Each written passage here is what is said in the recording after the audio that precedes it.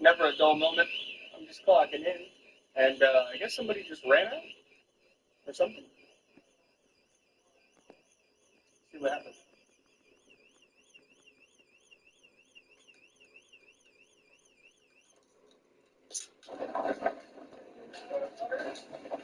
We got 2 orders.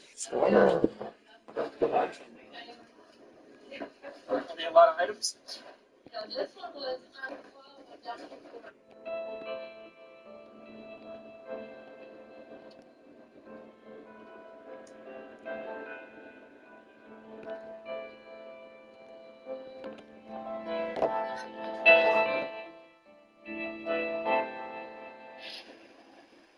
Yo, what's up, guys? I just got fired from my job, and it was pretty cool, man. A boss, he was pretty nice about it.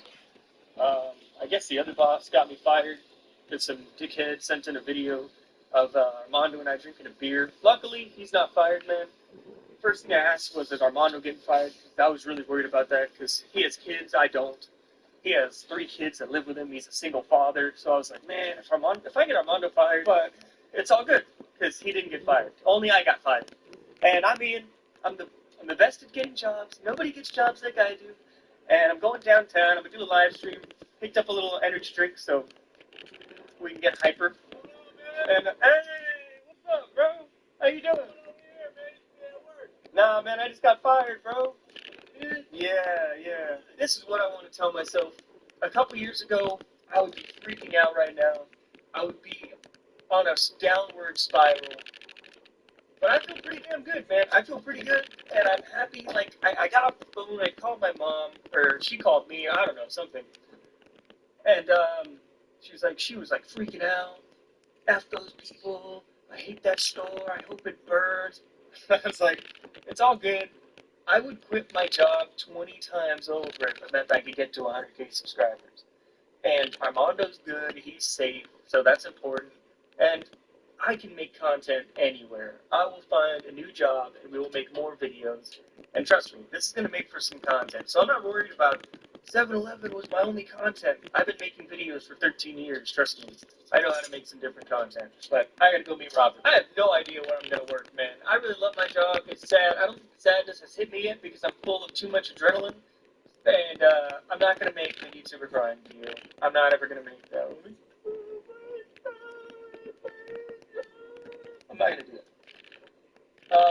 I'm not gonna be that sad. At the end of the day, yeah, it was 7-Eleven. Yeah, it was brutal, man. I'm Scott here, bro. What's up, man? Oh, what's up? Oh, thanks, man. Hey, I got you too. Let's go, baby. Being unemployed on YouTube. Let's go. Just got back home.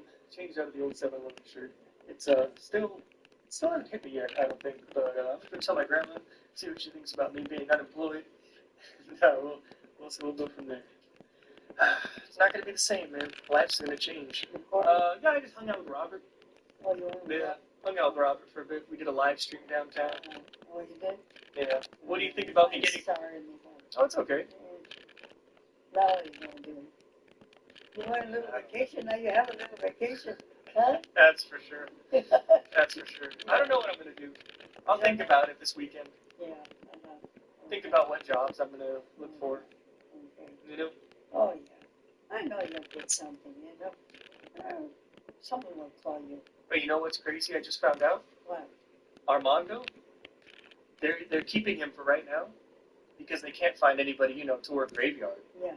But they're gonna fire him too as soon as they find his replacement. But he doesn't know. Wait till all the people start coming in that know you and all that. All the regulars, yeah. Yeah, it's sad. What are you going to say, I don't know. And I said, what? Yeah. After all, you've been there already for a while. 3 years. 3 years, yeah. Most everyone that comes in there right away, they talk to you. Oh, yeah. Yeah, that's what I'm going to miss the most. Yeah. You know? That's the trouble when you have a job like that, You get to know the people and all that, and they get to know you, and all of a sudden you're friends, Yeah. talking, and all that, And then all of a sudden you leave, and they miss you and you miss him. It was going to have to happen eventually anyway. Yeah. I do want to move, Yeah. So it was going to happen eventually. Well, you know what? You'll have something good coming up. Yeah. Maybe even with all of this, something will show up, you know? I think you're right, yeah. You know, after all, you took videos, you know? Yeah. So who knows? Someone will even get an offer. Yeah. You know? Sure. Yeah. We'll see. We'll see. So sometimes good comes out of bad. You Yeah. know? Yeah. So maybe that was your, how do you say it? Fate. You know? Destiny. That'd be great. No. It would. Come on. Next. You're next. Going down? Yeah. What? You're gonna get fired. For what? For being cities. Yeah? And once they find the person who's gonna screw you, you're done. Oh, okay. Yes. I do not. That's why I came down here to test. That's not what she told me. What she did? She just said that, after recording, she was like, Ian's done. That's what she said. But she told you I was next? I would look for someone else. Yeah? Yeah. Just to have something on the back. No, I don't think so. I told her, I was like, what's going on in the vaudeville? She's like, well, I'm just going to fire you, you know, in case you get all the videos. But that's true. Like, she told me, I was like, I don't think you should get fired. That's what she said. She was like, he wants to take full responsibility for it. You're not going to get fired. It's just him. We didn't find any videos. You were on his videos. That's what she said. You better private all your videos.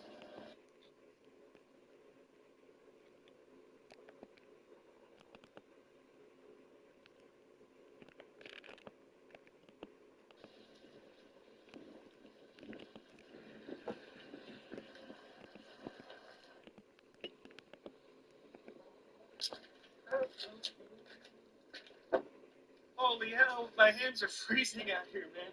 But luckily, I got my backpack that I always used to take to work, and these are the gloves I always used to wear in the cooler. And I don't have to worry about losing them out here, because I'll never need to wear them again, because I got fired. Oh, man, I do miss my job already. Brings back the good old memories of like 2 days ago.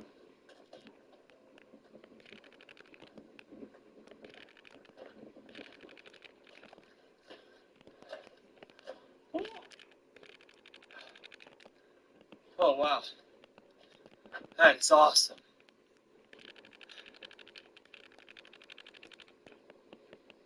Rest in peace, Roxy.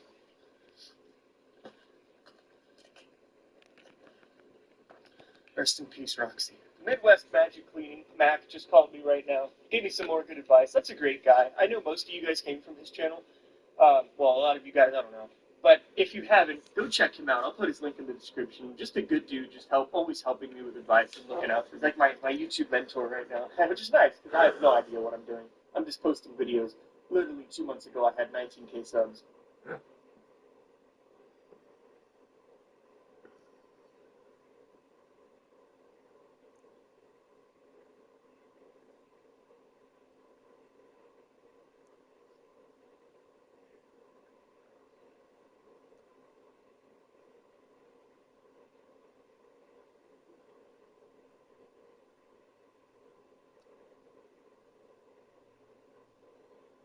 If you're watching a legal breakdown, Glenn, we've got a pretty cataclysmic move here as far as the Department of Justice is concerned. Something pretty unexpected from a Trump appointee. Can you explain what just happened? Yeah, Brian, the resistance from within Donald Trump's Department of Justice is growing. The acting United States Attorney for the Southern District of New York U.S. Attorney's Office, that's the field office of the Department of Justice that's located up in Manhattan, a woman named Danielle Sassoon just resigned. Why did she resign? Because one of Donald Trump's attack dogs, a guy named Emil Bove, one of the high officials down at the Department of Justice, also a former criminal defense attorney for Donald Trump, told U.S. Attorney Sassoon to dismiss a pending prosecution, a public corruption prosecution against New York City Mayor Eric Adams. Now, this was a big old prosecution. A 57-page indictment had been handed down for, really alarming political corruption by Mayor Adams. And there was a trial date coming up in April. And Donald Trump's DOJ leadership, this is almost too much to imagine, told the U.S. Attorney in New York, you're going to dismiss the case, not because there is a deficiency in the evidence, but because we want Mayor Adams to be in a position to help the Trump administration with its priorities and its policies. I mean, this is corruption in the harsh light of day. Dismissing a pending criminal case against a high government official so that person could help Donald Trump and his goals and priorities. And U.S. Attorney Sassoon said, hell no, I'm not doing it. I resign. Then, after that, Brian, they tried to take that case and move it down to Washington, D.C., at least the supervision of that case, to a unit called the Public Integrity Section. And they tried to make them basically do Donald Trump's dirty work. And the two top officials in the Public Integrity Section in Washington, D.C., also said, hell no, we resign. This, feels a lot like the old Saturday Night Massacre during the Nixon days, during the Watergate debacle, when he tried to get people to do his dirty work for him, and they resigned one after another after another. That's what we're seeing now. The good career prosecutors who take their oath of office seriously, who understand their responsibility to prosecute without fear, without favor, and most importantly, without politics, are saying, we will not do Donald Trump's dirty work or the dirty work of his leadership at the Department of Justice. We are out. We're standing on principle. This is a really important development. Ben, I understand that you frame this as the resistance against the Trump administration growing, but at the same time, you have these good prosecutors, people who are actually willing to stand up to Trump, but when they resign, aren't they just self-selecting out? Aren't they making it so that they're just going to be replaced by somebody who will do Trump's bidding, and so we're left worse off than we were had they just opted to stay? No, they're taking a public stance. They're saying, we will not do what a corrupt president or the corrupt officials he is installing at the top of the Department of Justice are telling us to do. We will not do it. We will speak out. We will speak with resignations. We will speak with our feet because we are leaving. This is the word that has to get out. Some people could say, well, aren't they just kind of obeying? Not really. Yes, they could stay there and be fired the next day, but it is the message. It's not the way that they leave the Department of Justice. It's the message that they are sending by standing up to, this attempt to weaponize. Yes, I'm going to go there. Weaponize the Department of Justice. And Brian, here is the most egregious part of all of this. Because this guy, Emil Bove, remember his name, one of Donald Trump's former criminal defense attorneys, and that name should go down in the history books in infamy. Let me tell you what he did. The first thing he did a couple of days ago. Oh boy. Well, things have just gotten so much worse for the most disliked IRL streamer as he's now got hit with another charge, meaning he will likely be stuck in South Korea for even longer. The dude should never step foot in Korea, and this is also on top of losing his last remaining social media account, so he's basically banned on every platform, and now begging to be forgiven and unbanned on Kick. Because even though the Korean government has confiscated all of his equipment and he's been banned on all of the major live streaming and video platforms available, this time, he's found a way to reemerge on the internet again. And he did so via a video call through someone in Ice Poseidon's circle. Because somehow Ice is now part of the story, an IRL streamer many of you guys are familiar with. At one point, the dude was basically the largest streamer on Twitch, until that all came crashing down with him being swatted on a plane. Passengers say that 2 people were removed, a man and a woman. As many of you guys know, Twitch then deemed that reckless and didn't want to have to deal with any future headaches or PR disasters, so they chose to permanently ban him. Well, fast forward a couple of years, and now he's one of the largest streamers on Kick and has definitely contributed to the growth of the Kick platform. And currently, he's traveling around Japan for his series 100 Days to Learn Japanese. And this is all at the time of recording this video right now. He's already been in Japan for over a month now with a group of friends most of the time.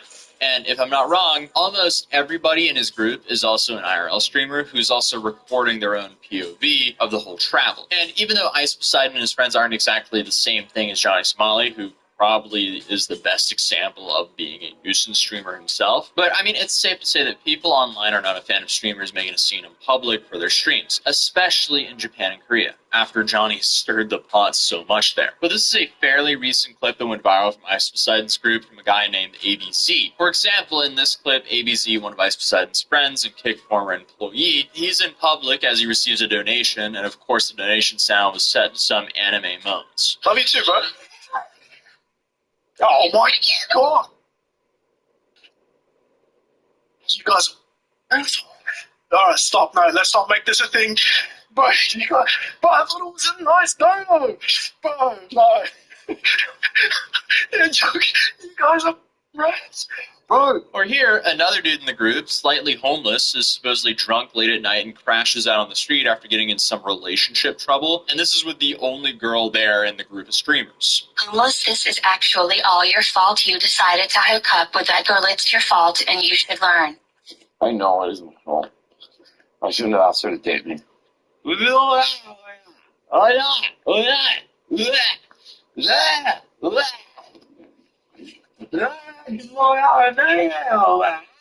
Odd. But remember him because he'll become relevant to the story later on. But then you have this one, which ABC filmed Ice Poseidon, I guess pretending to make out with a statue. What the fuck? Maybe Sam took some. Oh. Yeah. I mean, technically that's cheating because the intent was there. So what I'm saying, Hanko Doko. Hanko Doko. Why are IRL streamers making moves on statues, especially in Asia? Why? What's the point? Like, thankfully, this isn't like a memorial from what I can tell, but why fly out to Japan and do that? Or this?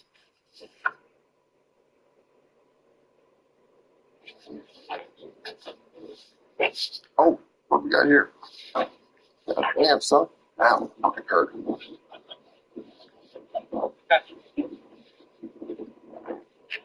What? Alright, that's two. They seem to be in like a trail, so if we just keep going forward. Brother, are you okay? But if that wasn't questionable enough, I guess he decided to follow Johnny's footsteps and say this about the Yakuza. Stay with me, Nana. Oh? The Yakuza. Oh, Yakuza. Yeah, them. I hope they get... They're all... Get... Yakuza. Why? That's just poor risk to reward assessment with that action. Like, I feel like that one can go south pretty quickly. Ice and his friends might not be just like Johnny Smalley, since they aren't really committing felonies nor harassing people in the same way as him. I also see why a bunch of Japanese and Korean citizens are labeling them as nuisance streamers. But this group draws a very strong line between them and John, as we'll see soon. Because during a live stream, Slightly Homeless, who we saw earlier, he decided to call Johnny Smalley out of nowhere.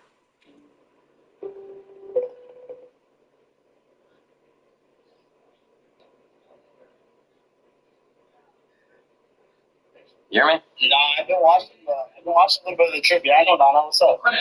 Yes, the camera's on. Hi. Hi, Nana. Hi. Hi. Hello. Does she know Johnny Samai? Does she know we terrorized their countries? I love that the only thing that Johnny can brag about in his life is harassing strangers in public. Really, dude?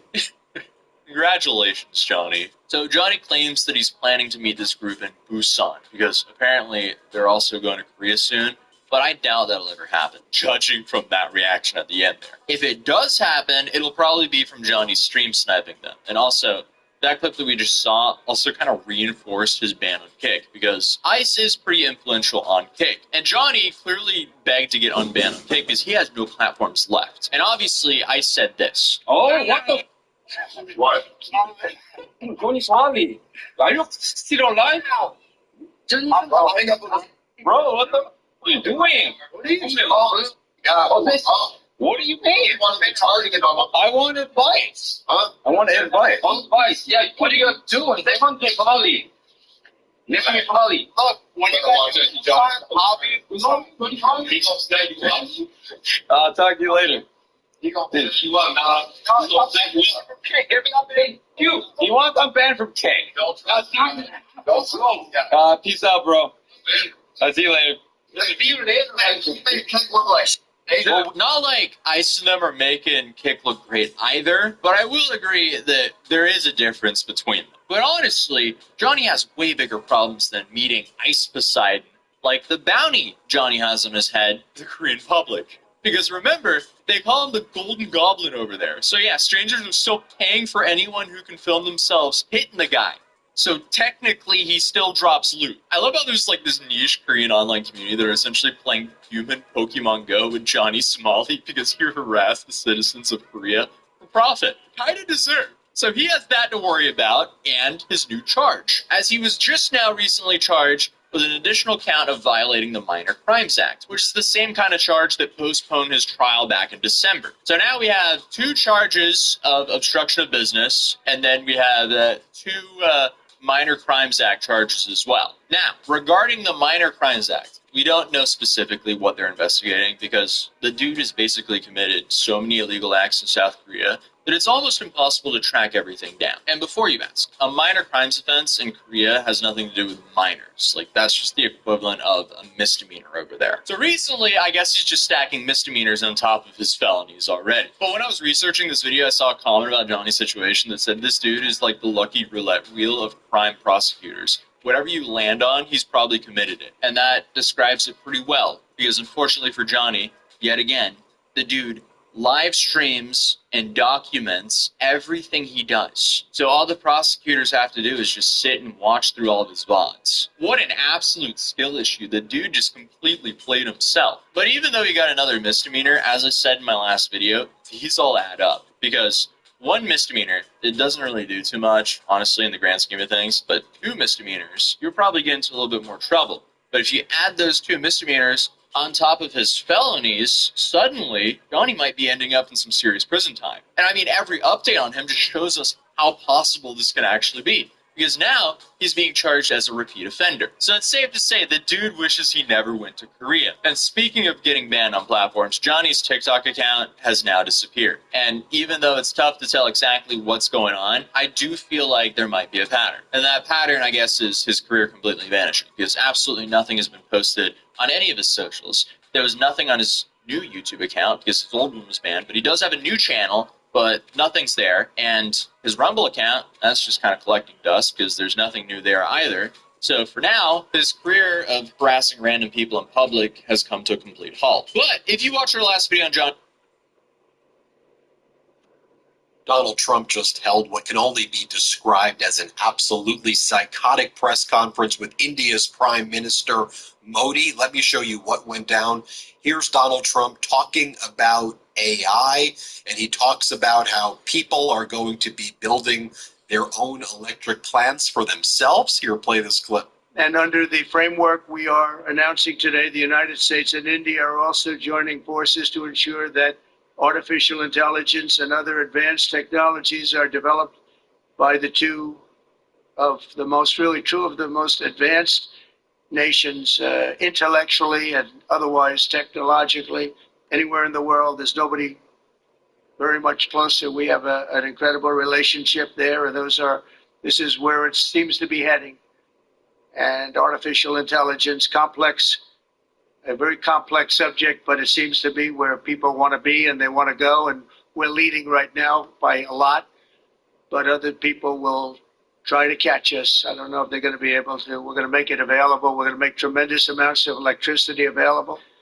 And we're going to let the people that are buying the electricity make their own electric plants, electric generation plants. And we've never done this in our country, but we're going to get it done very quickly. Lee Zeldin and his group are going to get the approvals in very rapid form, and we're calling it a national emergency, and that's exactly what it is. So then Donald Trump struggles to understand what the reporter is even asking. Watch this. Being raising anti-India voice, calling about separation, terrorism activities in India. Do you think that should continue here in the US as well? You're going to have to go louder. Mr. President, people in India would be welcoming your decision to extradite HyThRU Rana to... I can't understand a word he's saying. May I, sir? May I? May I? is calling about separation terrorism activities in India. Do you think that should continue here in the US as well? You're going to have to go louder. Mr. President, people in India would be welcoming your decision to extradite HyThRU Rana to. I can't understand a word he's saying. May I, sir? You're going to have to go louder. Mr. President, people in India would be welcoming your decision to extradite HyThRU Rana to. I can't understand a word he's saying. May I, sir? May I? May I, sir? Go ahead, back there. Yeah, this was not going very well. More bizarre answers by Donald Trump about artificial intelligence, and there's clearly no intelligence going on in his mind. The cognitive glitching over and over again as he just tries to explain what AI even is. Here, watch this clip. This is where it seems to be heading. And artificial intelligence, a very complex subject, but it seems to be where people want to be and they want to go. And we're leading right now by a lot, but other people will try to catch us. I don't know if they're going to be able to. We're going to make. Before the press conference with Prime Minister Modi, Donald Trump sat down with the Prime Minister of India in the Oval Office.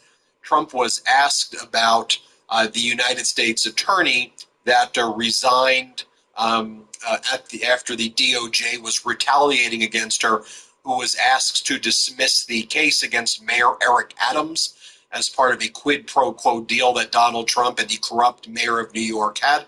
And Trump says he knows nothing about it. Play this clip. If I could ask you about a development in your hometown today. The U.S. attorney has resigned over the DOJ's request to drop the case into Eric Adams. Did you personally request the Justice Department to drop that case? No, I didn't. I know nothing about it. I did not.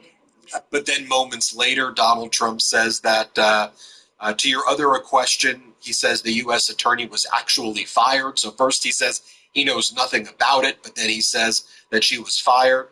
Play the clip. But that war is a horrible war. It's a vicious, bloody war. We want to end it. To your other question, that U.S. attorney was actually fired. I don't know if he or she resigned, but that U.S. attorney was fired.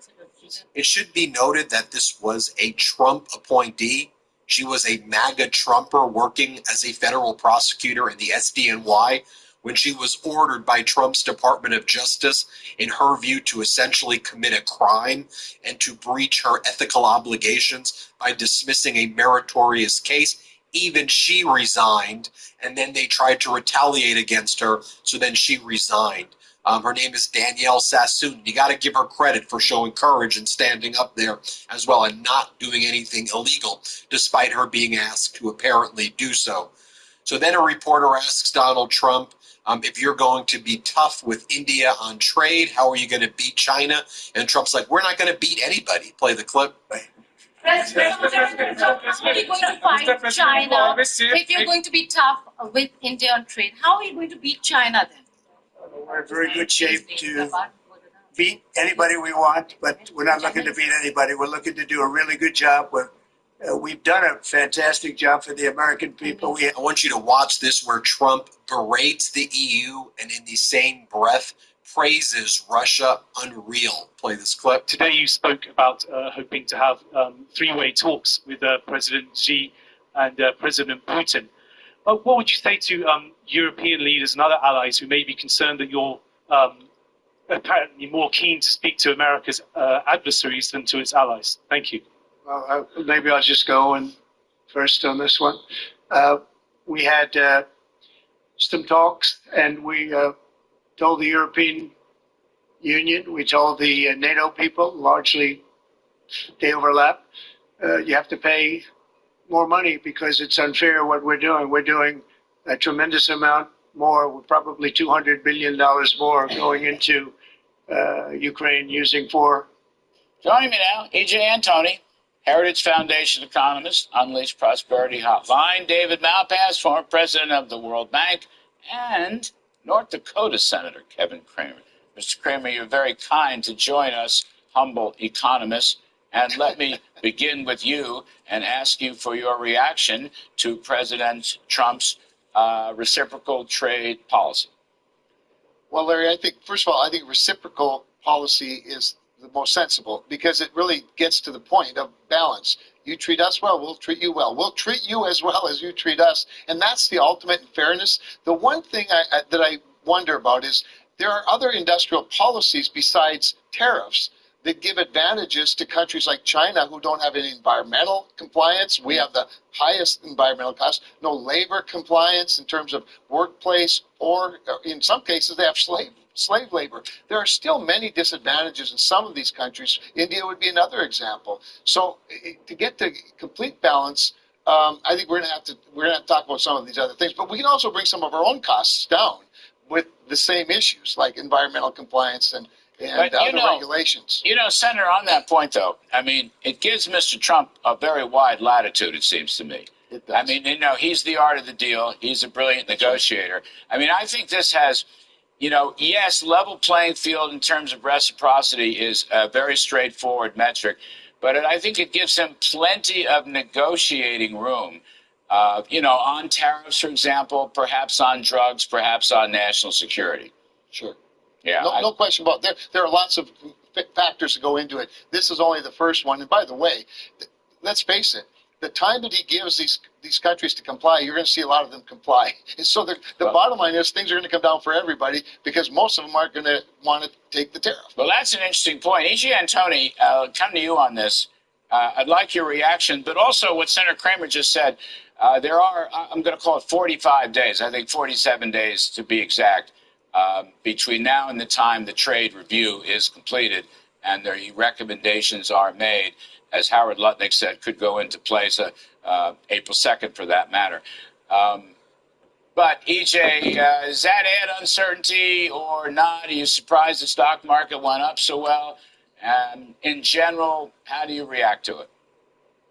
Well, Larry, I think you could say it does add a certain amount of uncertainty, except that the uncertainty is just a question of, are things going to remain so? Do we keep the status quo, or do things improve significantly? I mean, let's not forget, you're talking about countries that sometimes have 100% tariff rate on American products. And so if we can get those down by the president's threat of reciprocating a tariff or the equivalent thereof in terms of non-tariff barriers, that's going to be a tremendous boon to American exporters. That's going to allow us to increase production, to increase employment and real wage growth, which is a very, very important topic considering the fact that real wages are down about 4% after the last 4 years. So all of these things I think are very, very positive developments, and that I think helps explain why the market rallied as much as it did today. If you do this right, you got some smart people around the president, you're going to get supply side effects. You should get more production, more domestic production, better worker wages, real worker wages. I don't know. David Malpass, are you worried about the inflationary? I mean, every time you see the word tariff in the media, except there's a few exceptions, this show, one of them, Breitbart, another, but every time you see the word tariff, you see the word inflation. And I just think that's an assertion that is thus far unproven. I think you can overwhelm prices with production. And so Senator Kramer's right about the breadth of this initiative. If you think about industrial production and competitiveness by the U.S., it gets a big boost across the board. And as we saw today, there's talk of other countries lowering their tariffs. So that's actually a disinflationary factor for the whole global economy. There's huge production capability. One other point, Larry, I think the stock market is seeing two good things that are becoming possible. One is into the war in Ukraine, and one is that the Democrats are doing so badly that we have to look forward to say Republicans could hold the House and Senate into the future because of the good policies now. Yes, Democrats are barking up the wrong tree right now in virtually every place. How about that? It's interesting, Senator Kramer. Our friend Dan Clifton from Strategas Research, their superb Washington watchers and brokers and research house, he's been on the show talking about the Ukraine-Russia war premium on oil prices. I think that's a really important point. And I think what Welcome to Hannity, and tonight it is full steam ahead at the White House. So far, 16 Trump cabinet nominees have been confirmed by the U.S. Senate. This includes the newly sworn-in Health and Human Services Secretary Robert Kennedy Jr. On the heels, of course, of Tulsi Gabbard yesterday, the Make America Healthy Again movement is now an official part of your federal government. And by the way, don't worry, your measles, your polio vaccines will still be available. And McDonald's and KFC, they will not be closing. But the Trump White House, by the way, is making big changes across the federal government. The executive branch is no longer on cruise control. We actually have a president taking the reins and taking it back from these unelected, self-important, far-left, deep state bureaucrats that nobody knows their names from the Washington swamp. And a lot of them, bye-bye, they're leaving. Of course, this has major implications, both here at home and abroad. We're going to analyze Trump's plan for reciprocal tariffs in just a moment. Kind of sounds fair, doesn't it? Did you know Canada taxes us? Did you know the European Union has high taxes on us? Did you know India has high taxes on us and tariffs? Why don't we do the same to them, or they stop what they're doing? But that's not the only big news from the White House today. President Trump is ready to negotiate peace in Europe and lead a new era of communication, accountability, and peace, hopefully, worldwide. Take a look. Do you have Russia back to the G7, sir? I'd love to have him back. I think it was a mistake to throw him out. Look, it's not a question of liking Russia or not liking Russia. It was the G8. And, you know, I said, what are you doing? You guys, all you talk about is Russia, and they should be sitting at the table. I think Putin would love to be back. Obama and a couple of other people made a mistake, and they got Russia out. It's very possible that if that was the G8, you wouldn't have had the problem with Ukraine. And if I was president, you definitely wouldn't have had the problem with Ukraine. Russia would have never attacked Ukraine. We were talking about denuclearing. And President Putin and I agreed that we were going to do it in a very big way. There's no reason for us to be building brand new nuclear weapons. We already have so many. You could destroy the world 50 times over, 100 times over. And here we are building new nuclear weapons, and they're building nuclear weapons, and China's building new nuclear weapons. It's week 4 of shock and awe. Now, keep in mind, the war in Europe started under President Joe Biden, frankly, the worst president in modern American history. Take a look. I think Biden is incompetent. And I think when he said that they could join NATO, I thought that was a very stupid thing to say. I thought when he said, well, it depends if it's a minor incursion. In other words, it's okay if Russia does a minor incursion. I thought that was a very foolish thing to say. The other thing that got it started was how badly Milley and these stupid people, bad generals, how badly they did with Afghanistan. I was going to pull out, but we were pulling out with dignity and strength, and we were going to take our equipment with us and everything else. What they're doing is what they did with that. I think Putin looked at that mess and he said, wow, this is a great time. I'm going to go in. This should have been done by Biden years ago. This should have never been allowed to happen. I know he's a friend of yours. Couldn't Putin just withdraw his... He's a friend of CNN. That's why nobody watches CNN anymore, because they have no credibility. The president's right. Joe Biden, he was asleep at the wheel. Those days, thankfully, are over. Peace through strength is back. America's newfound strength abroad doesn't just extend to our foes. Trump is also not afraid to hold our allies accountable, including our neighbor to the north. Take a look at this. So I think Canada is going to be a very serious contender to be our 51st state. Dealing with Canada, there was obviously a delay in implementing those tariffs. I spoke to Governor Trudeau on numerous occasions, and we'll see what happens. But it just sets up so good for them. Look, the people would pay much less tax than they're paying right now. They'd have perfect military protection. They don't have any military protection because and you take a look at what's going on out there. You have Russian ships, you have China ships, you have Chinese ships, you have a lot of ships out there. You know, people are in danger. This is a different world today. It's a different world. They need our protection. By the way, just stop for a second. Isn't it kind of refreshing? We have a president, not predetermined questions. Let me go to Joe from Reuters. Joe, read the question that we pre-approved. I mean, kind of refreshing, extemporaneous, the president giving access to the media. You think they'd be grateful, but they're not.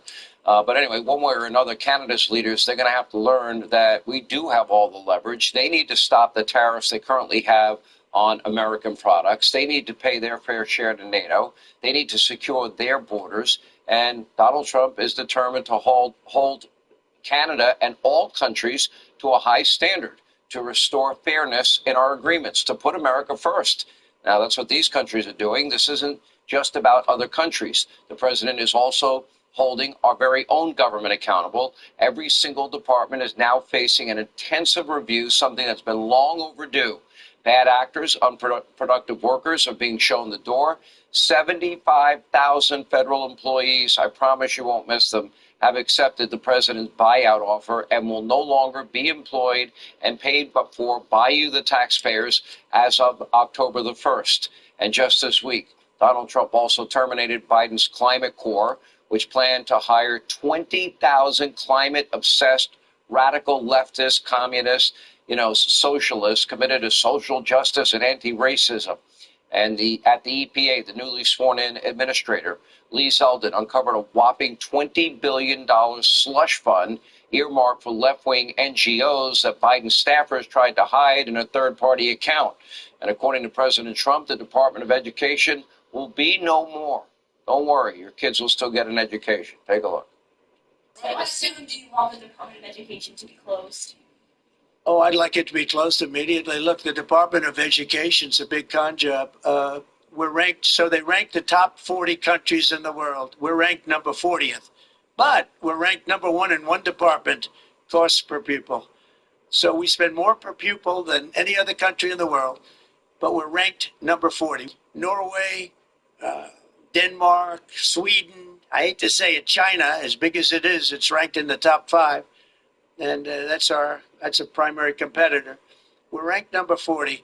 So if we're ranked number 40, that means something's really wrong, right? Well, you could also give the money directly to parents. They get to pick the school that offers reading, writing, math, history, and science, and not a woke agenda. You can block grant money to states, but you can also have standards that must be met. The Department of Education may not be the only bloated government entity that's on the chopping block. Elon Musk, his team at Doge, they are uncovering a massive amount.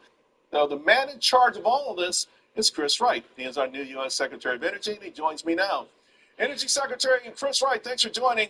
You put out, I think, last week your 9 pillars of energy plans for the United States. We're going to put them on the screen here.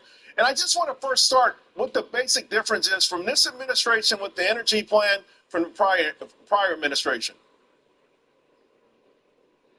Oh, Charles, I would say President Trump's agenda is a 180-degree transformation from where we've gone the last 4 years.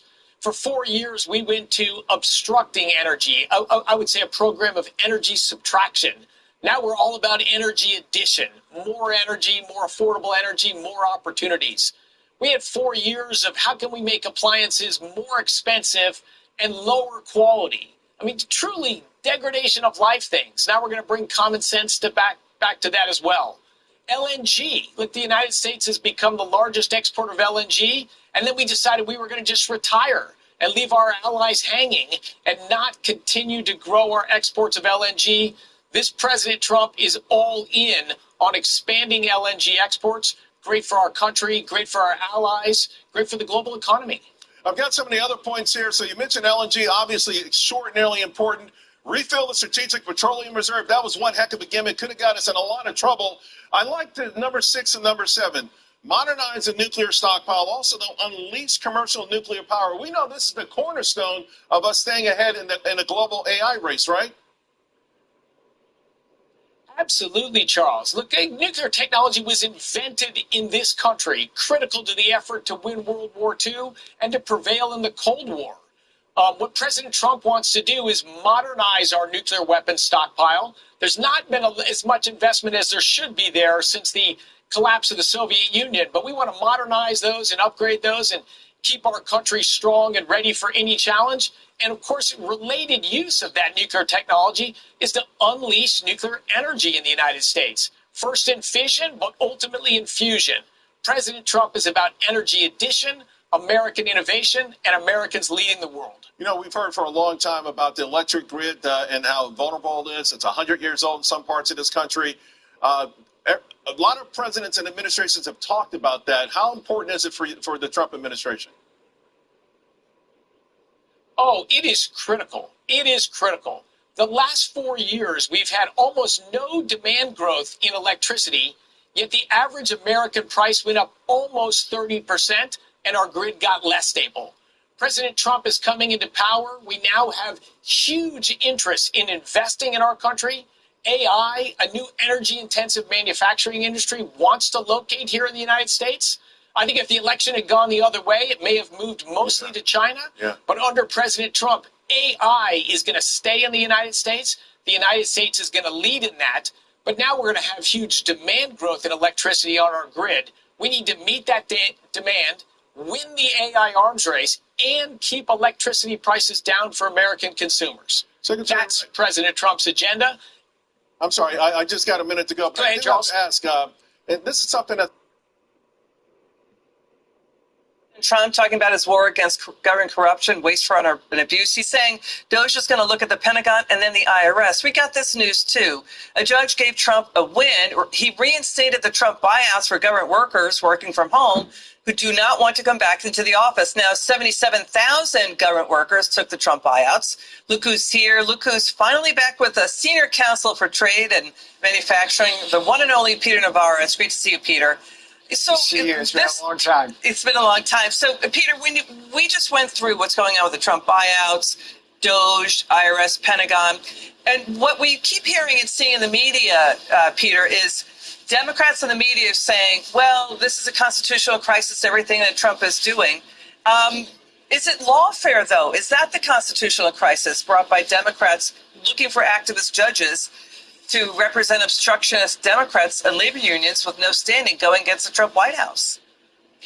The economic importance of the Doge effort in finding all of this abuse is it's going to help us reduce this massive government deficit, and that'll in turn help us reduce the Joe Biden inflation. And if the Democrats want to die on this hill, the American people are looking and going, wait a minute, you want us to spend money for that or this or that? It's all crazy stuff. And you see these Democrats get out and scream, oh, the sky's falling. No, the sky's not falling. The budget is going to get balanced, and taxes are going to go down. And by the way, tariffs are going to help with that, and life's going to be great, and market's going to roar. And that's what this is about.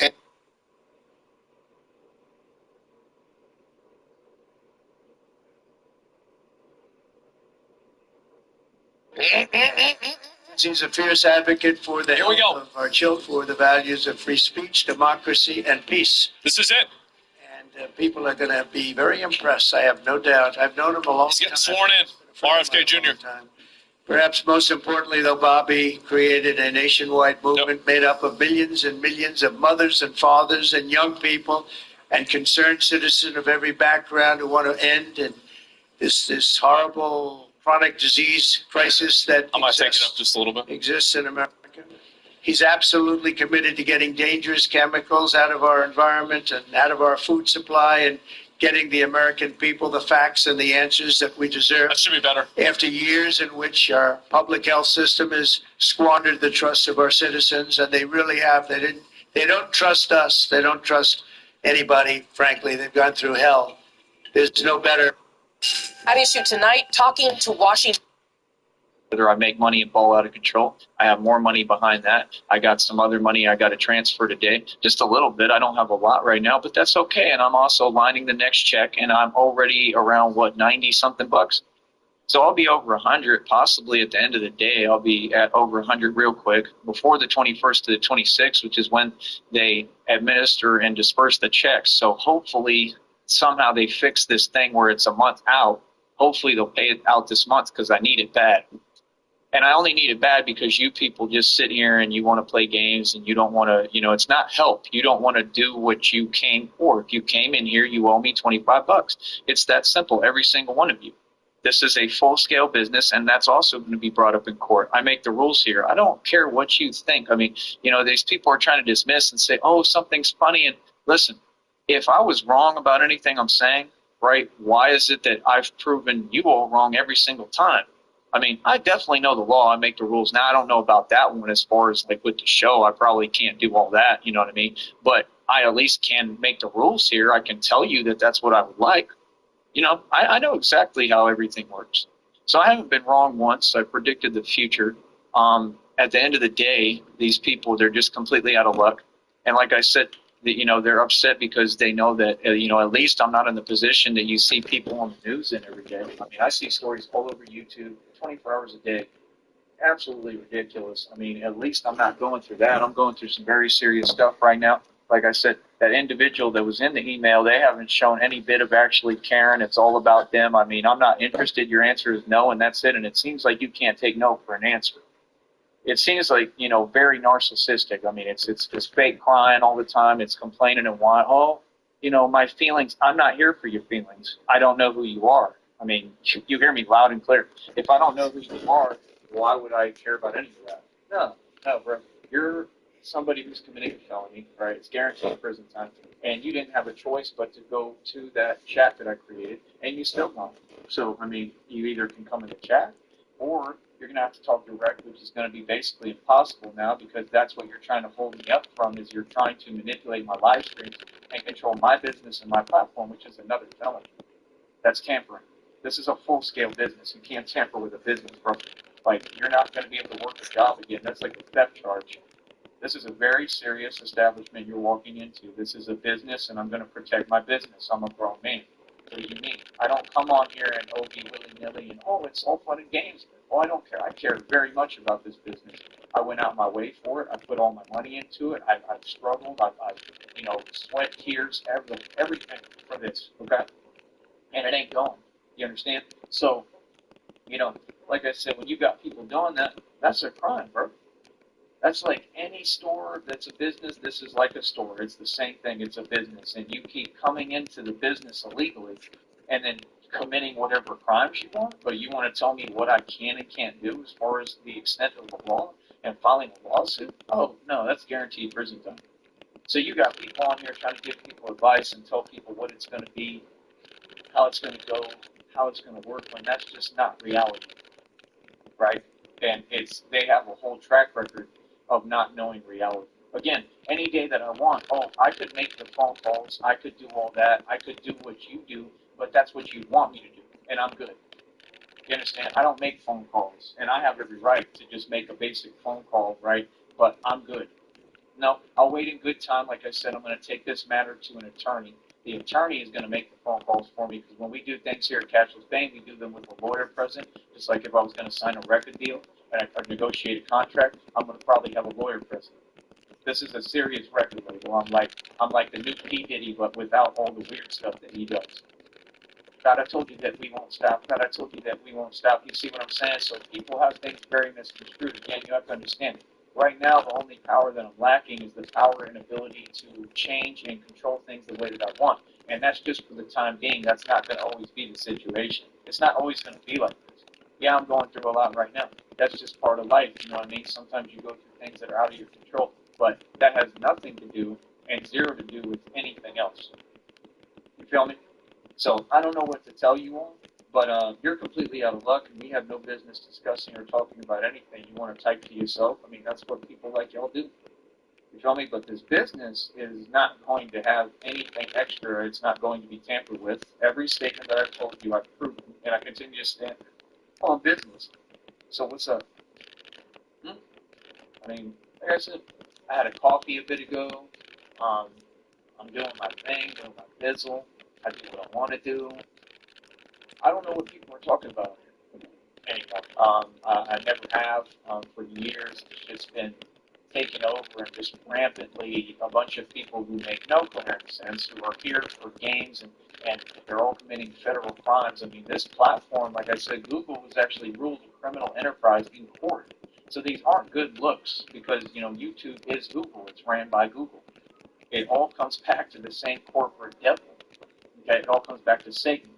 You're not fooling anyone. Well, all of you demons out there, hi, okay, like I said, I am God's son, all right, and as far as you're concerned, I am God to you because God lives within me, right? And you're very terrified right now. You're very scared, just like it said in the reading. Again, go to Exhibit A on your community wall. I put the readings up, and they're always spot on as to what's happening. It said something you're doing right now has them shook. I mean, y'all been shook since day one. That's why you projected and told me. You speak backwards. I translate your language, coward language, and I speak it fluently now because you talked to me long enough, and all of that was forced communication because I never agreed to communicate with you. I don't talk to cowards. These people think they have something for me, but you're not saying anything. Again, I'm still doing better than everyone. Better than Joe Budden, better than Common, better than Nas, better than P. Diddy, a lot better than Jay-Z and Diddy, right? Who else? I mean, who am I not doing better than? I'm doing better than DJ Envy, right? I'm doing better than everyone. Like I said, I own more assets and equity than everyone. Billions in equity, mansion in the state of 2003, 530 on my wrist, got you this. Mineral rights, royalties, website worth almost $2,000. I'm an actual genius, right? So what are you talking about? I'm a boss, baby. I'm a straight boss, right? Everything I'm kicking is actual fact. I've already proven everything.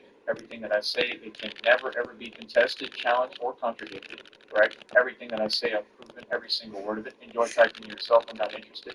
And again, right, we're here, and you're here to listen to me talk about reality, right? The things that you've said are about you all. On YouTube, you have a lot of people that make videos that make no sense. This is the best radio show that ever existed, correct, people? Right? I'm the most powerful radio show host of all time as well. Why? Because I spit documented facts, right? And everyone else in the world is operating from the basis of what? Ignorance. And that's why they will bump into each other till the end of time because they're operating from a basis of ignorance, not facts. Feel me? But me right here, I'm operating from a basis of facts. Okay? So people can't tell me anything. They can't move on me. They can't tell me what to do. So, I mean, naturally, people are going to be frustrated because, what I've realized is that this platform is just a lot of narcissists, and they're just typing random stuff because they have to have somebody else's energy. So we're done giving you that. Okay? We're completely done doing that. I don't need to conversate with any of you. You have the link, and like I said, it'll be up to me if I even check that. Other than that, I'm just going to see numbers, and I'm going to go, somebody's triggered and pressed, and I'm going to laugh.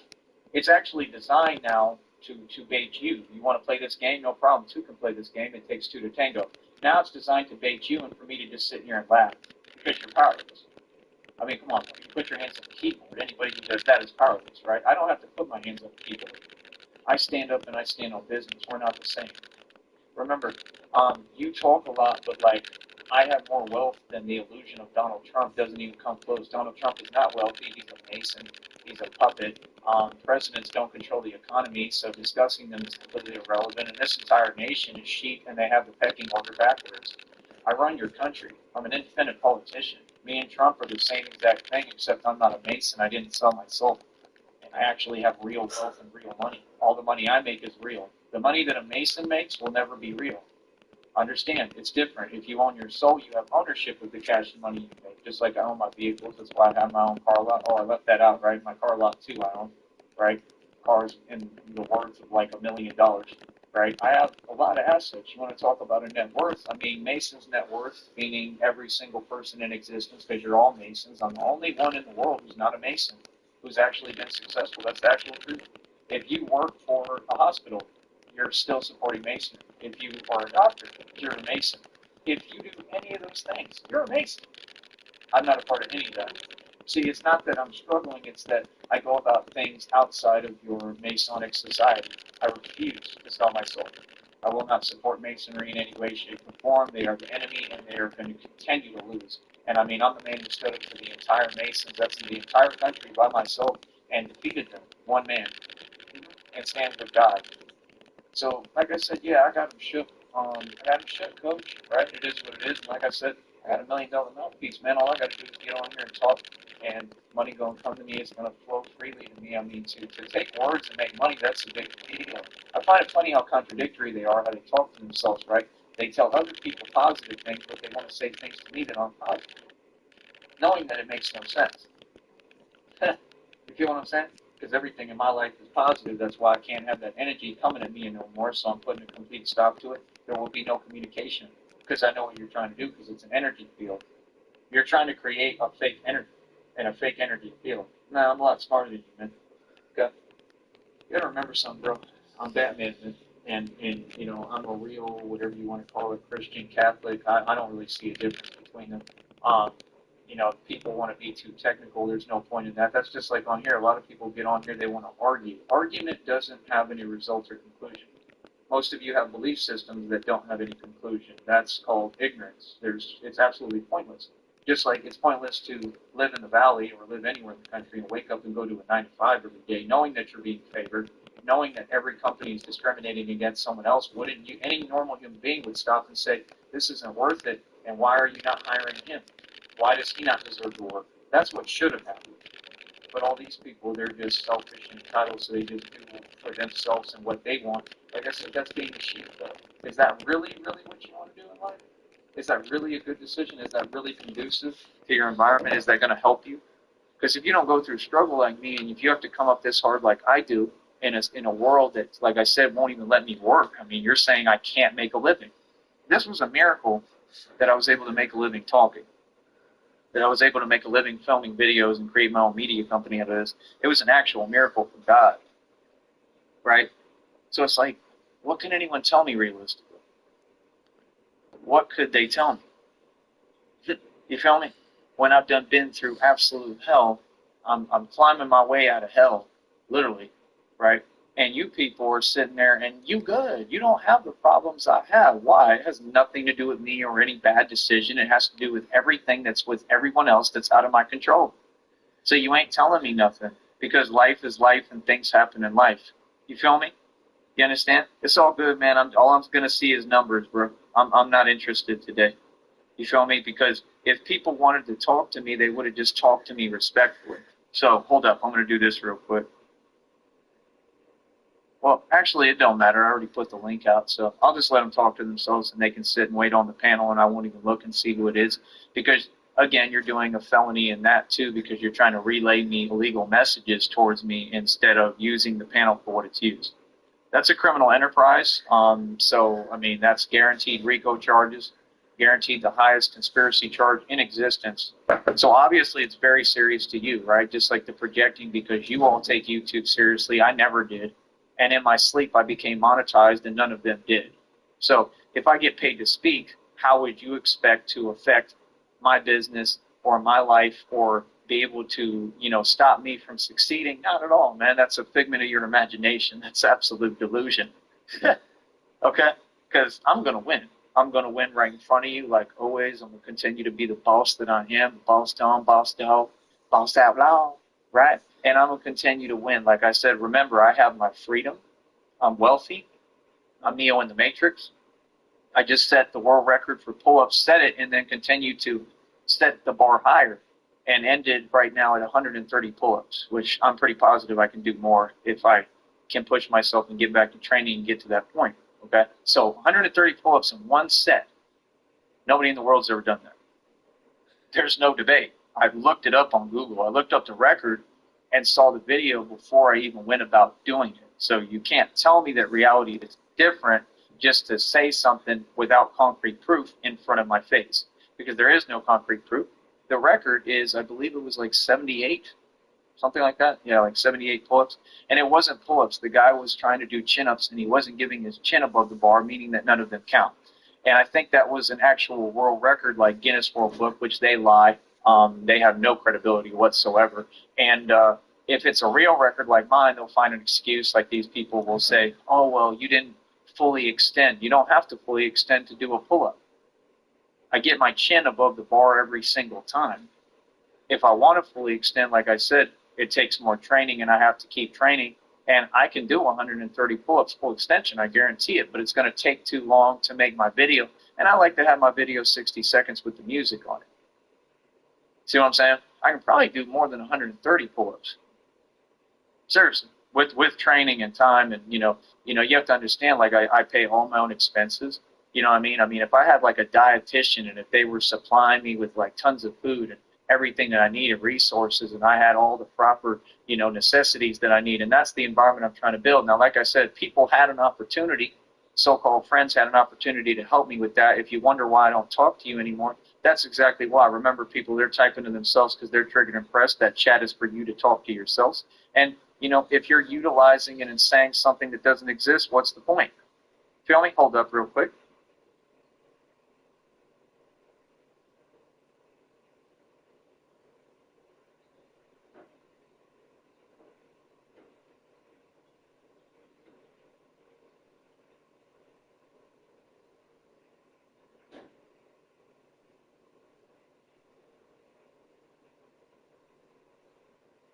All right, now you can't talk at all in the chat. Right.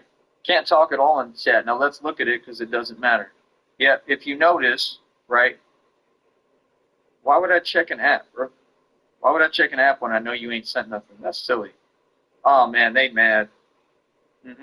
So, see, if you expect me to respond to any of that, I'm good. See, they want energy. I'm all right. All right. Told you. I love it, man. I love it. Why do you say things if they don't make any sense? Just asking. Is this a Bible study chat? Huh. That's hilarious. So I'll completely control this platform and how it goes down here now. How do I explain here? I mean, basically, it's just all self-explanatory, man. It's been self-explanatory since day one, since we started this out the gate. I mean, here, hold on.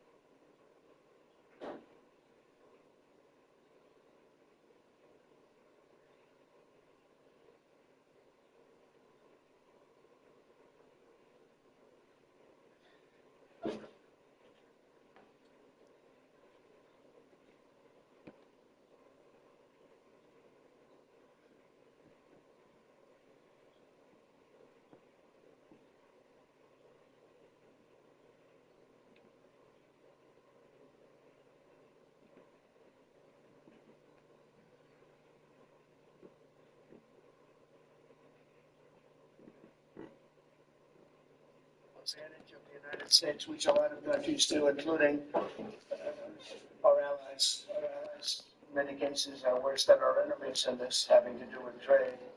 That has been going along. That's why we have a $36 trillion amount of money that we owe. We owe $36 trillion, but that'll come down rapidly. Likewise, provisions will be made for non-monetary tariffs, and a non-monetary, that's where they charge and they do things that aren't, there's no dollar amount, but they make it impossible for you to do business. They do tests on cars, like dropping a bowling ball on the hood of a car, and if the hood doesn't withstand it, which no hood would except for an army tank, then they say, I'm sorry, you can't send your car into a certain country. That's a non-monetary tariff. So this is in order to take economic advantage. Likewise, the provisions for the non-monetary tariffs and trade barriers that some countries charge, and most countries, many countries have something to that effect in order to keep our product out of their domain, or if they do not even let the U.S. businesses operate. So in some countries, they just won't let us even operate there. They charge us a lot, but they won't even let us go in. And then we have many of them. And what our Secretary of Commerce, standing right behind me, Howard Lutnick, what he's going to be doing is he's going to come up with a number that's an equivalent number to that. But in many countries, not too many, but quite a few, they don't let us do business. They effectively don't let us do business. So we're going to put a number on that that is a fair number. We're able to accurately determine the cost of these non-monetary trade barriers, and we'll be able to do that very accurately. It's fair to all. No other country can complain, and in some cases, if a country feels that the United States would be getting too high a tariff, all they have to do is reduce or terminate their tariff against us, in which case we're going to pay the same thing.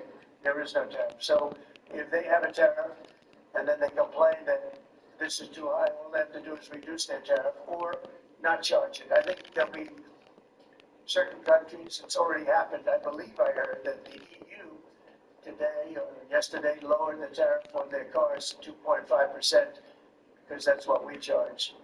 And then they lowered it from 10%, but it was really much higher than 10%. But 10% to 2.5, that's already happened. That's a big win. We've been after that to happen for many years, but it never happened. But nobody did anything about it, sitting in this lovely chair. So there are no tariffs if you manufacture or build your product in the United States. So if you build your product in the United States, there are no tariffs, nothing. You don't have to worry about it. It doesn't exist. A lot of companies will come back to the United States to build their product, make their product in the United States, because there will be no tariff, nothing. For many years, the U.S. has been treated unfairly by other countries, both friend and foe. This system will immediately bring fairness and prosperity back. Showing for all to see his latest executive action, U.S. President Donald Trump was clear. This is an amazing day.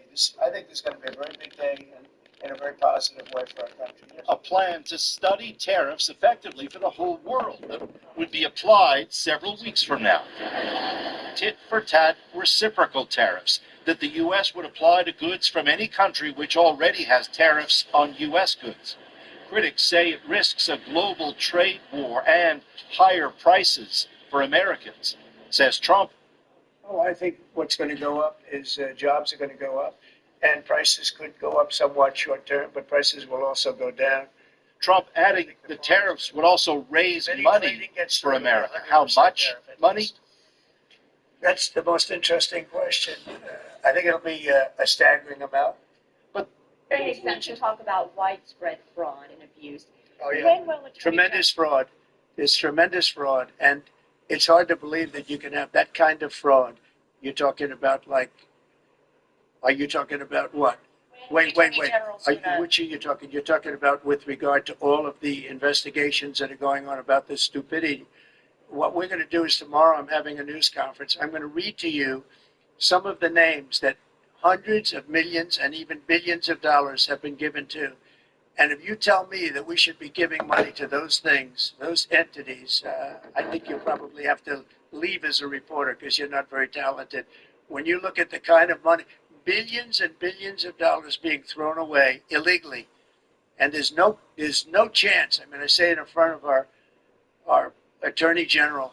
There's no chance that there's not kickbacks or something going on. When you give millions and millions of dollars to somebody that stands to look at something for 15 minutes and walks away with millions of dollars, that money's coming back in some form. And that's only one form of corruption. The biggest thing is what they do to our country. They're taking massive amounts of money and spending it on items. I went through a list of 200 expenditures that were made. And I found 3 that looked like they were reasonable. Okay, 3. And we'll be talking about that tomorrow. We have a lot of stuff. And I want to commend Elon because he's done a fantastic. He doesn't need this. You know, he's abused by you people every day. He's found more things than anybody could find. I think he's got the credibility to do it. I know he does. And it's his group of people. You know, they started off with 12. I call them 12 geniuses. They started off with 12, and they went to 20 and 25, and now they're up to almost 100. People are joining to help them. This is a massive fraud that's taken place. And then you have judges that are activists, and they sit there and they say, oh, as an example, $59 million going to a little small group in New York City. You get nothing going to North Carolina to help them. Nothing. They say, we don't have any money because they've given it away on the border. But you have nothing. What they did to North Carolina is a shame. And then they sent $59 million to New York City for a hotel for a little bit of nothing. What they've done, a hotel that was not luxury, that's getting luxury rates for migrants, where they're making a fortune. And we catch them.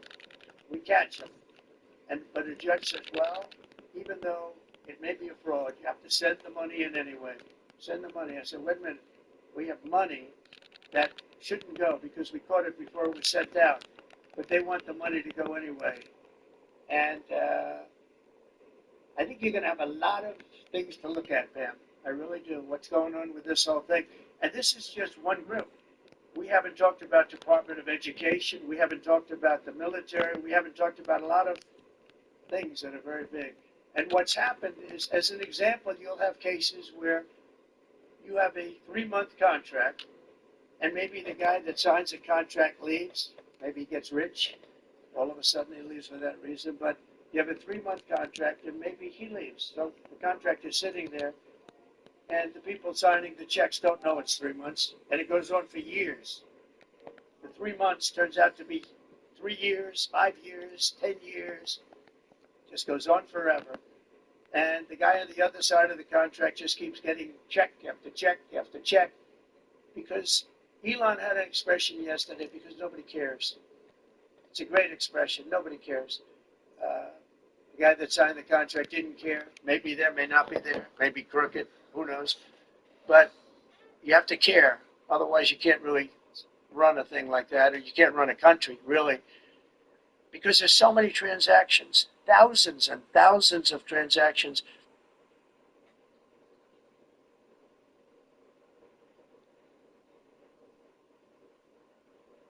Donald Trump has gone head-to-head with a CNN reporter again. This time, the target was Caitlin Collins.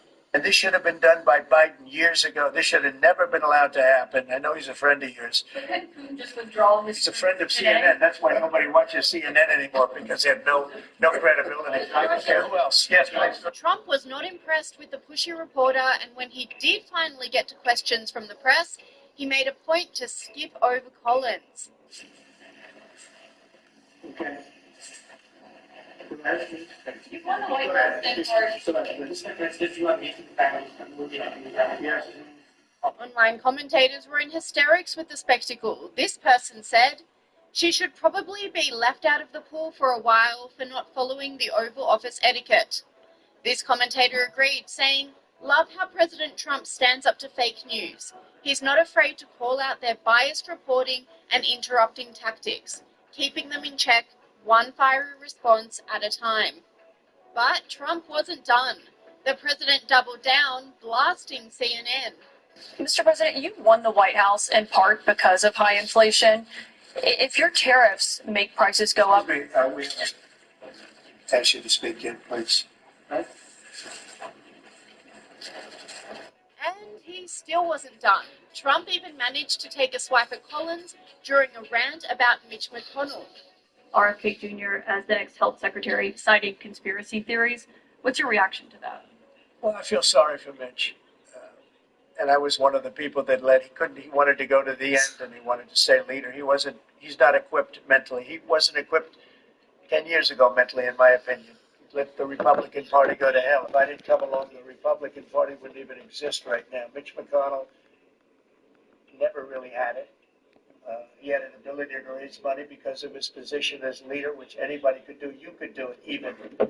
And that's saying a lot. This was not the first time Trump and Collins had a face-off. The pair have had a history of tension. But that's the question that investigators have, I think, is why you held on to those documents when you knew the federal government was seeking them and then had given you a subpoena to return them. Are you ready? Are you ready? Can I talk? Yeah, what's the answer? Do you mind? I would like for you to answer the question. Okay, it's very simple to answer. That's why I asked it. It's very simple. You are a nasty person, I'll tell you. And it's not only Trump who is shutting down Collins and her mainstream media counterparts. Press Secretary Caroline Liebert gave a staff warning to Collins as well. Which White House official made the decision to bar the AP reporter from the Oval Office and the diplomatic reception room last night? Well, first of all, let me just set the record straight. It is a privilege to cover this White House. It's a privilege to be the White House press secretary. And nobody has the right to go into the Oval Office and ask the President of the United States questions. That's an invitation that is given. And there are hundreds of outlets on this campus, many of you in this room who don't have the privilege of being part of that pool every single day and getting to ask the President questions.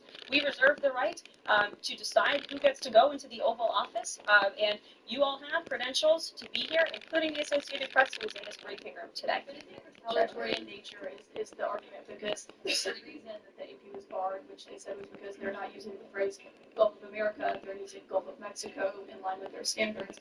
And so the question here is this setting a precedent that this White House will retaliate against reporters who don't use the language that you guys believe reporters should use? And how does that align with the First Amendment commitment that you were just talking about? I was very upfront in my briefing on day one that if we feel that there are lies being pushed by outlets in this room, we are going to hold those lies accountable. And it is a fact that the body of water off the coast of Louisiana is called the Gulf of America. And I'm not sure why news outlets don't want to call it that, but that is what it is. This commentator doubled down on Liebert's warning, saying, "You need some lessons in protocol and probably a manners class. Being in the Oval Office is privilege. I hope your disrespect of our president is not overlooked and there are consequences. CNN must not support your insubordination."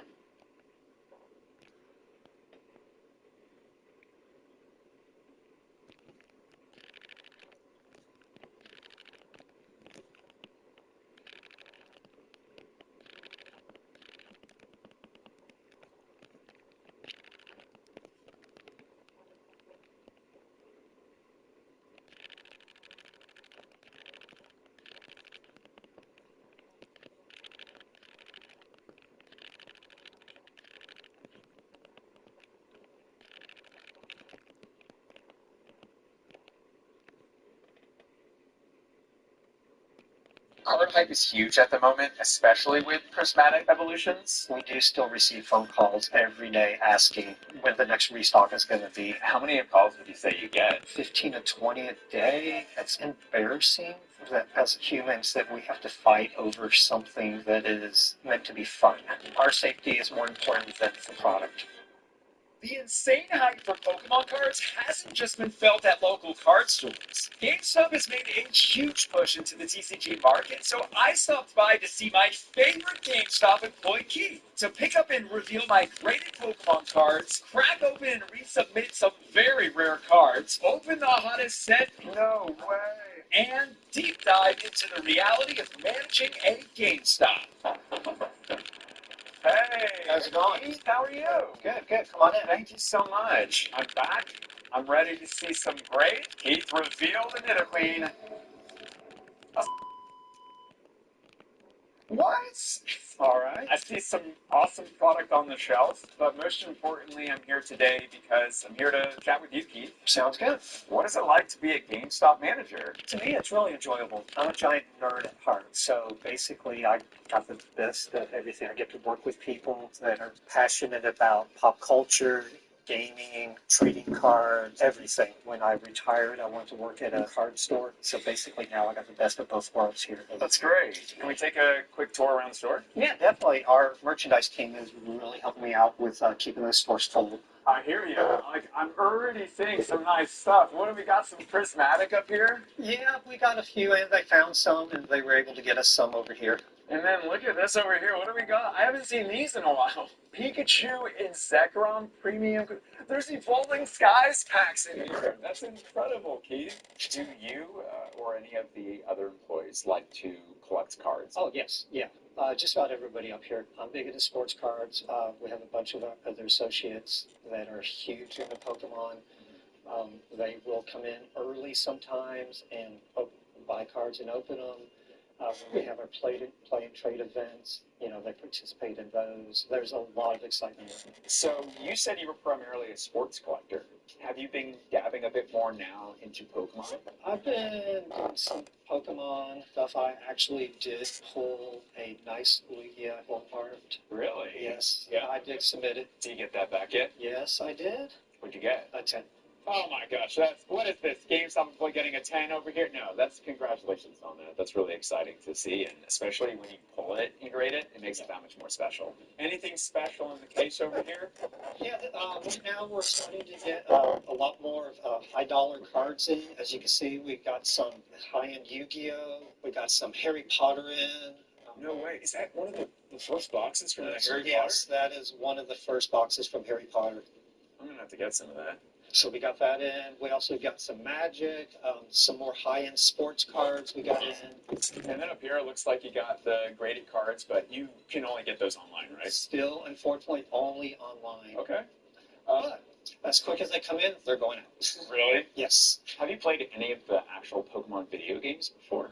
Oh, yes. Oh, that's a confident guess. Which ones? I played Red, Blue, Yellow. I played Sword. Do you have a favorite? I think Pokemon Yellow. I like having Pikachu follow me around. Great answer. Key, important question. Okay. What is your favorite Pokemon? I like Mew. In fact, I saw a Mew card that somebody had got, and I talked about how cute it was and how much I liked it. It was Mew sleeping with other Pokemon looking around it. I mentioned that card, and I actually had a regular go out and get that card for me. No way. Moving on over here, we still got some, Roaring Moon boxes, Iron Valiant. Got some Celebration V memory. Oh, you have celebrations as well? Look at that. Yeah, we got Battle Styles, Darkness Ablaze, and the Celebrations packs. We got Stellar Crown. We got the Deluxe Battle Decks, Twilight Masquerade, and look at this.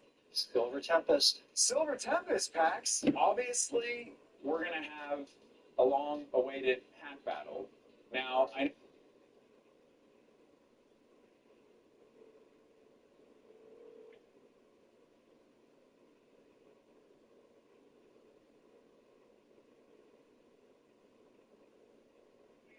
Hey. Good, how about you?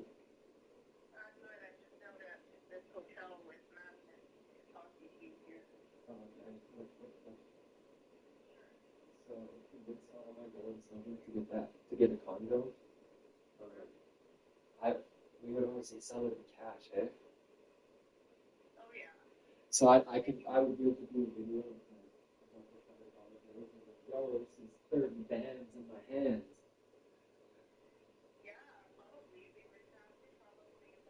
I've always wanted to do a video with that, like have over $10,000 in $100 bills, and I'll be like, no, I got these bands.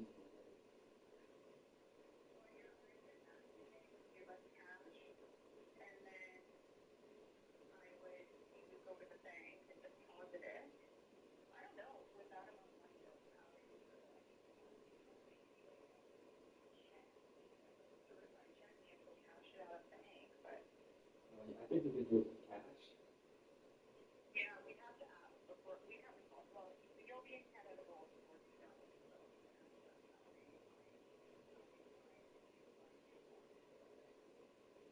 Yeah. So when I move up, we're just starting off with an apartment that's not subsidized.